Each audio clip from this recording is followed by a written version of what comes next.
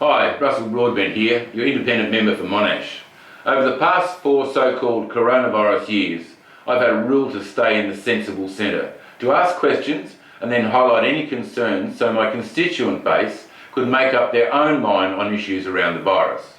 Well, today, the sensible centre for me goes like this. How is it that anybody with an ounce of common sense cannot understand that the COVID mandates were a complete failure in stopping transmission and infection, and that to continue them in any setting is farcical, nothing but a political stunt?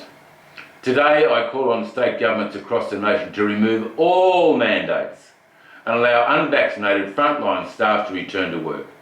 Like you, every day I hear about the enormous pressure and acute stress and strain on our hospital staff. I hear about ambulance ramping and shortages of police and firefighters.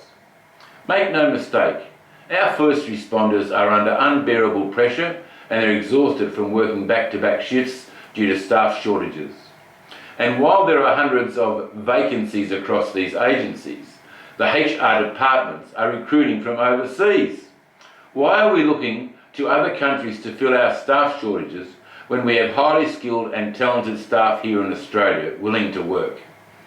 People like paramedic John, who was sacked and is still waiting for a decision from the Industrial Relations Commission. He was sacked because he wouldn't take the vaccinations. People like firefighter Josh, who's one of 30 firefighters in Victoria unable to return to work until they've had 3 jabs. People like Justin, a New South Wales police officer, who was sacked, not so much for not being jabbed, but for not following the order to be jabbed. These dedicated, well-trained men and women all have young families and, like thousands of other unjabbed Australians, have more than paid their time for the crime of not getting jabbed. I've never seen, never supported these senseless and destructive mandates. These mandates are a violation of our human rights, and some would say they are illegal. I first shared my views in August 2021, and I've been calling for them to end ever since.